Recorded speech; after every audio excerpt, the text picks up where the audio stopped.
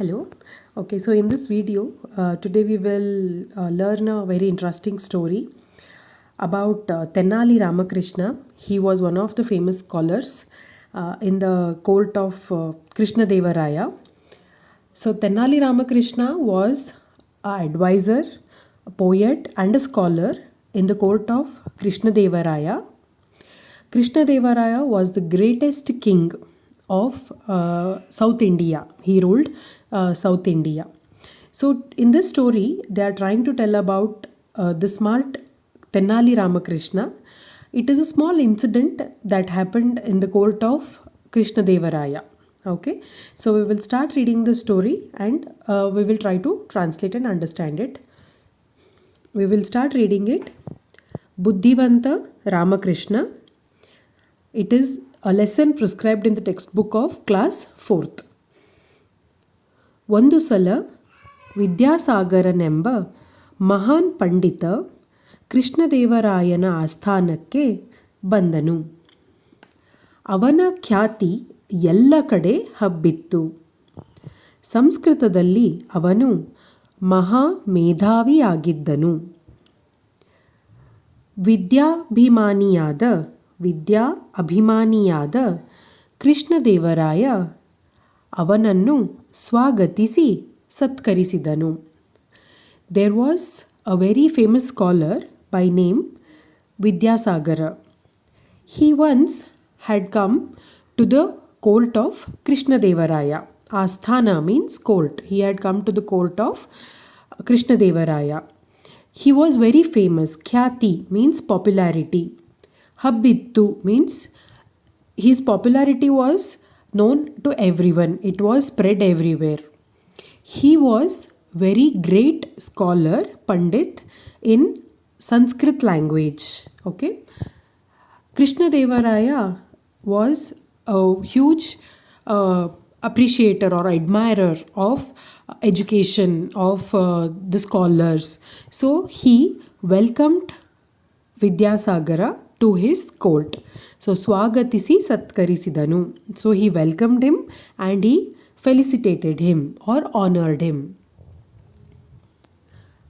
Vidyasagara said, Mahaprabhu, ನಾನು ನಿಮ್ಮ ಆಸ್ಥಾನದ ಪಂಡಿತರೊಡನೆ ವಾದ ಮಾಡಲು ಬಂದಿದ್ದೇನೆ ಎಂದನು Vidyasagar.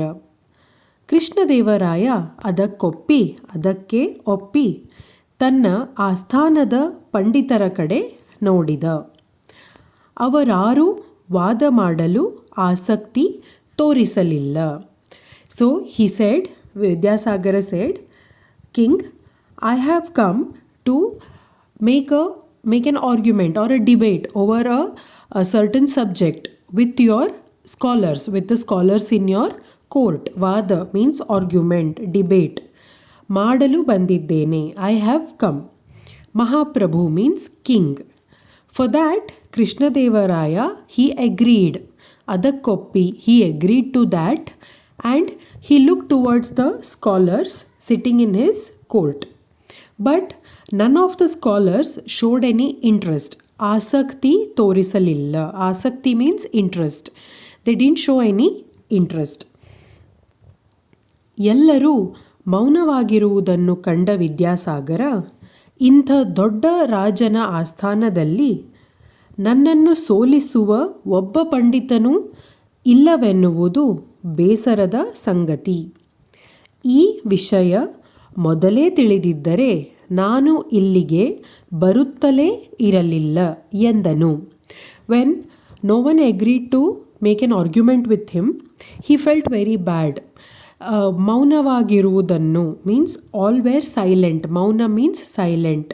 Kanda means when he saw all are sitting silent, he said, in the court of such a great king, ಇಂಥ ದೊಡ್ಡ ರಾಜನ ಆಸ್ಥಾನದಲ್ಲಿ ನನ್ನನ್ನು ಸೋಲಿಸುವ ಒಬ್ಬ ಪಂಡಿತನು means there is not even a single scholar who can ಸೋಲಿಸುವ, correct?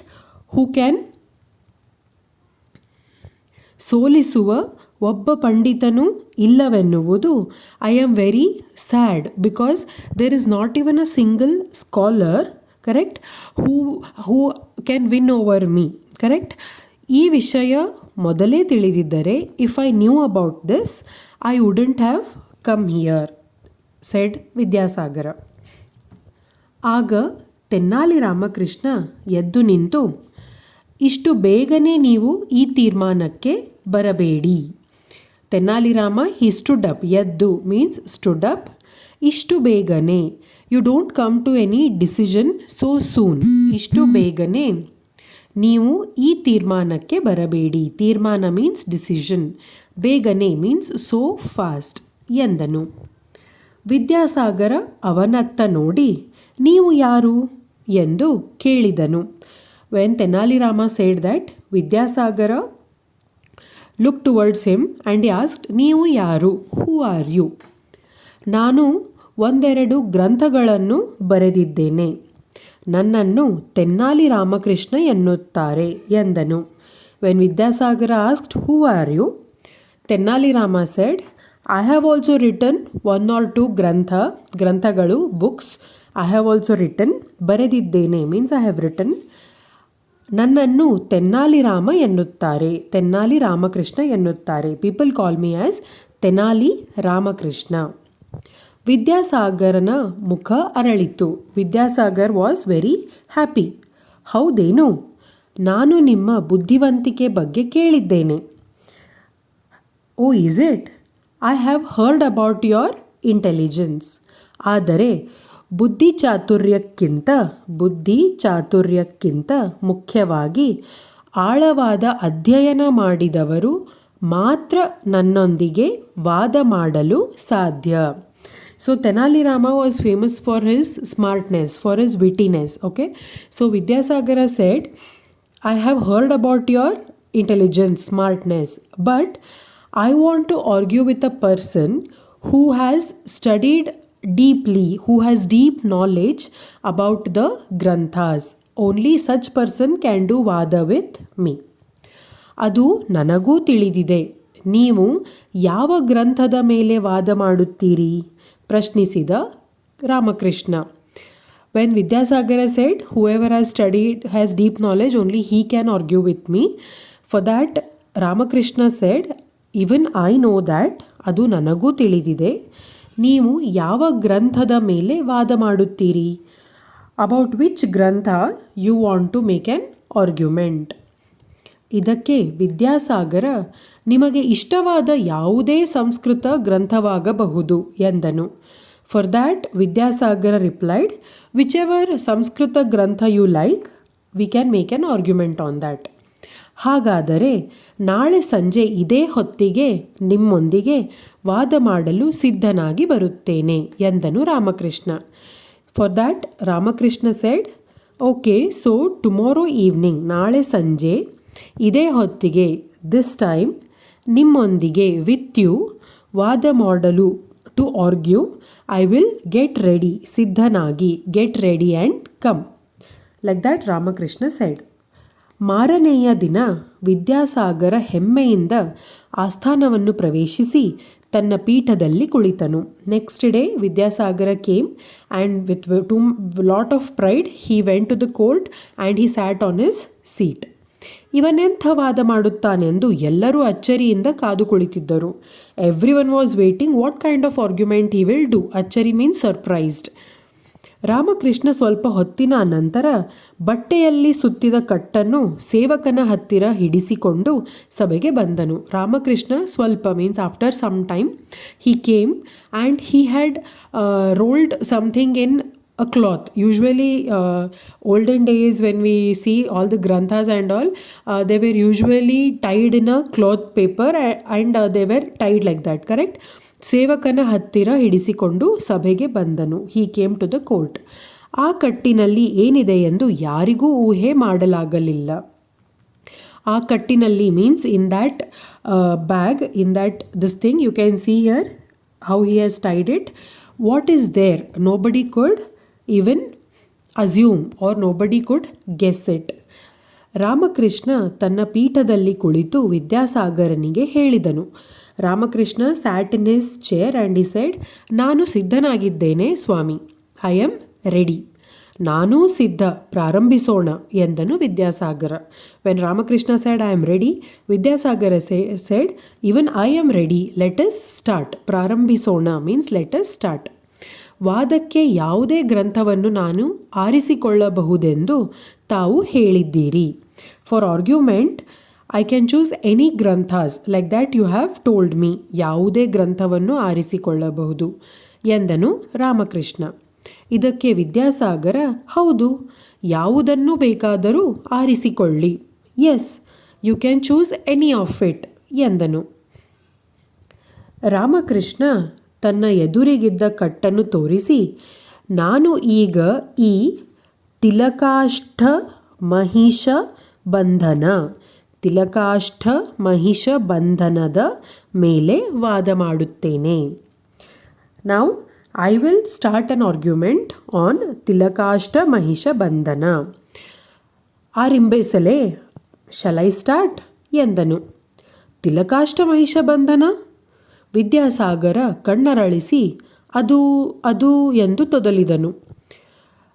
When he said ತಿಲಕಾಷ್ಠ Mahisha ಬಂಧನ, let me start, that time Vidyasagara said Tilakashta Mahisha Bandhana. He was surprised because he hadn't heard about that grantha at all.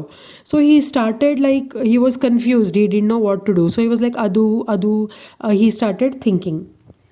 ಏಕೆ ನಿಮಗೆ ತಿಲಕಾಷ್ಟ ಮಹಿಷ ಬಂಧನ ತಿಳಿದಿಲ್ಲವೇ? ಇದು ನಮ್ಮೂರಿನಲ್ಲಿ ದನ ಕಾಯುವ ಹುಡುಗರಿಗೂ ಗೊತ್ತು. ಏಕೆ means Y. ನಿಮಗೆ ತಿಲಕಾಷ್ಟ ಮಹಿಷ ಬಂಧನ ತಿಳಿದಿಲ್ಲವೇ? Don't you know about Tilakashta Mahisha Bandhana? In our place, ನಮ್ಮೂರಿನಲ್ಲಿ, even person who grazes cow, correct, even he knows about that. Even a very normal person also knows about Tilakashta Mahisha Bandhana ಎಂದು ಹೆಮ್ಮೆಯಿಂದ ಹೇಳಿದನು Ramakrishna. With lot of pride he said that. Vidyasagara ತಲೆ ಕೆರೆದುಕೊಂಡನು. Vidyasagara was very confused. ಮುಖ ಮಂಕಾಯಿತು. He got upset. ಎಷ್ಟು ಯೋಚಿಸಿದರೂ ತಿಲಕಾಷ್ಟ ಮಹಿಷ ಬಂಧನ ಗ್ರಂಥ ಅವನ ನೆನಪಿಗೆ ಬರಲಿಲ್ಲ. ನೆನಪಿಗೆ ಮೀನ್ಸ್ ಹಿ ಕುಡಂಟ್ ರಿಕಾಲ್, ಬರಲಿಲ್ಲ. ಗ್ರಂಥ ಅವನ ನೆನಪಿಗೆ ಬರಲಿಲ್ಲ. ಯೋಚಿಸು means he thought about it a lot, but still he couldn't recall what Tilakashta Mahisha Bandhana was. He used to tell with lot of pride that he has read all the granthas, he is a very big scholar, but he was not able to recall Tilakashta Mahisha Bandhana, so he was very upset. ಇದೊಂದು ಹೇಗೆ ನನ್ನ ಕಣ್ಣು ತಪ್ಪಿಸಿಕೊಂಡಿತು ಎಂದು ಅವನು ಪೇಚಾಡಿಕೊಂಡನು. How did this grantha get out of my hand? How did I not read this? He started thinking. ಮಹಾಪ್ರಭು, ಏಕೋ ನನ್ನ ದೇಹಾರೋಗ್ಯ ಸರಿಯಿಲ್ಲ. ವಾದವನ್ನು ನಾಳೆ ಆರಂಭಿಸಲು ಅಪ್ಪಣೆ ಕೊಡಿ. He said to the king. Vidyasagara said, I am not feeling good, I am not feeling well, so let us do the argument tomorrow. ಎಂದು ವಿದ್ಯಾಸಾಗರನು ಮಹಾರಾಜನನ್ನು ಬೇಡಿಕೊಂಡನು. He begged to the king, like we will do the argument tomorrow. ಆಗಬಹುದು.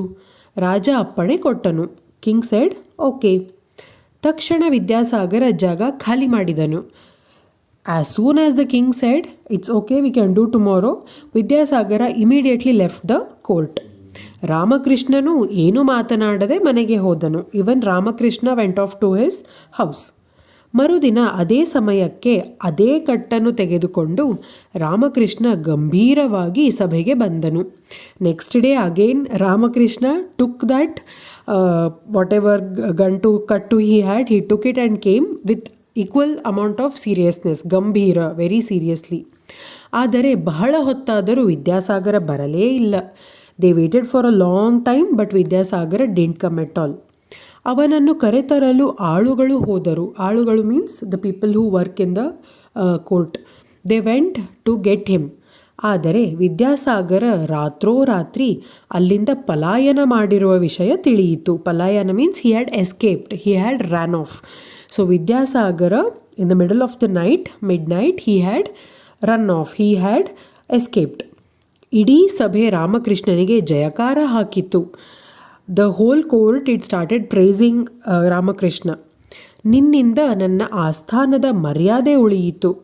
ನಾನು ತಿಲಕಾಷ್ಟ ಮಹಿಷ ಬಂಧನ ಎಂಬ ಗ್ರಂಥವನ್ನು ಕೇಳಿಯೇ ಇಲ್ಲ. ಎಲ್ಲಿ ಅದನ್ನು ಕೊಡು ನೋಡೋಣ ಎಂದು ಕೃಷ್ಣದೇವರಾಯನು ಮೆಚ್ಚುಗೆಯಿಂದ ನುಡಿದನು. The king was very happy that he didn't get insulted in front of that Mahapandit, and he said, because of you I was not insulted, correct? I didn't lose my respect. ನಾನು ತಿಲಕಾಷ್ಟ ಮಹಿಷ ಬಂಧನ ಎಂಬ ಗ್ರಂಥವನ್ನು I have never heard about it. Give it to me, let me also see what it is ಎಂದು ಮೆಚ್ಚುಗೆಯಿಂದ ನೋಡಿದನು. He was very happy. ರಾಮಕೃಷ್ಣನು ಕಟ್ಟನ್ನು ಬಿಚ್ಚಿದನು. Ramakrishna open that whatever ಕಟ್ಟು was there, the rope he had tied, he opened it. ಅದರಲ್ಲಿ ಒಂದಷ್ಟು ಕಟ್ಟಿಗೆಗಳು ಒಂದು ಹಗ್ಗದಿಂದ ಕಟ್ಟಲಾಗಿತ್ತು. In that there were some twigs, okay, there were some twigs or logs, what we call small ಟ್ವಿಗ್ಸ್, wooden twigs, and they were tied with a small rope. ರಾಜ ಆಶ್ಚರ್ಯದಿಂದ ಇದೇನಿದು ಎಂದನು. The king was very surprised. ಆಶ್ಚರ್ಯ means surprise. ಆಶ್ಚರ್ಯದಿಂದ ಇದೇನಿದು ಎಂದನು. ಆಗ ರಾಮಕೃಷ್ಣನು, ಇದು ಎಳ್ಳಿನ ಕಡ್ಡಿಗಳು, ಅಂದರೆ Tilakashta. So the meaning of Tilakashta is ಎಳ್ಳಿನ ಕಡ್ಡಿಗಳು, those wooden twigs, that is the meaning of Tilakashta. ಇದು ಎಮ್ಮೆ ಕಟ್ಟುವ ಹಗ್ಗ. So whatever rope he had tied across the twigs, that was the rope which was used to tie to the buffaloes, okay? So idu emme kattuva hagga, ಅಂದರೆ Mahisha Bandhana. So tying a buffalo, it is called as Mahisha Bandhana in Sanskrit, okay? Tilakashta means ಎಳ್ಳಿನ ಕಡ್ಡಿಗಳು, okay? Tilakashta it is a Sanskrit word. Tilakashta ಎಳ್ಳಿನ ಕಡ್ಡಿಗಳು. ಮಹಿಷ ಬಂಧನ means tying a buffalo, ಅದೇ Tilakashta Mahisha Bandhana, okay? So the rope which is use to tie a buffalo. ಇದಾವುದೋ ಮಹಾಗ್ರಂಥವಿರಬೇಕೆಂದು ಹೆದರಿ ಪಾಪ ವಿದ್ಯಾಸಾಗರ ಓಡಿ ಹೋದನು ಎಂದನು. So he said, Vidyasagara was telling he is a very big scholar and he knows all the granthas in Sanskrit. He thought Tilakashta Mahisha Bandhana is a very big grantha, Mahagrantha. So he thought he didn't know about it and he ran off. ಎಲ್ಲರ ನಗು ಬಹಳ ಹೊತ್ತು ಸಭಾಸ್ಥಾನವನ್ನು ತುಂಬಿತು. All started laughing over this because the person who was telling with so much of pride that he has learnt all the Sanskrit shlokas, all the Sanskrit granthas and all, he lost to Ramakrishna just because he was very witty and smart. Just to keep the respect of his king, he tried to test him by taking this Tilakashta Mahisha Bandhana. ಎಲ್ಲರ ನಗು ಬಹಳ ಹೊತ್ತು ಸಭಾಸ್ಥಾನವನ್ನು ತುಂಬಿತು. All laughed their hearts out at this. ರಾಮಕೃಷ್ಣನ ಬುದ್ಧಿವಂತಿಕೆಯನ್ನು ಮೆಚ್ಚಿದ ಕೃಷ್ಣದೇವರಾಯ ಅವನನ್ನು ಸನ್ಮಾನಿಸಿದನು. The king was very happy because of the smartness of Ramakrishna and he felicitated him. Because of his smartness the king felicitated his scholar. The moral of the story is, ವಿದ್ಯೆ ವಿನಯವನ್ನು ಕಲಿಸುತ್ತದೆ, ಬುದ್ಧಿ ವಿವೇಕವನ್ನು ಕಲಿಸುತ್ತದೆ. ವಿದ್ಯೆ means education, teachers us to be humble. But ಬುದ್ಧಿ our mind. ವಿವೇಕ means smartness, wisdom. So our mind, buddhi teaches us wisdom. Okay, so even though Vidyasagara was a scholar, but he didn't have the smartness, he didn't have that wisdom which was with Tennali Ramakrishna. So the moral of the story is, vidye vinayavannu kalisutade, buddhi vivekavannu kalisutade. This is the story, that is Buddhivanta Ramakrishna.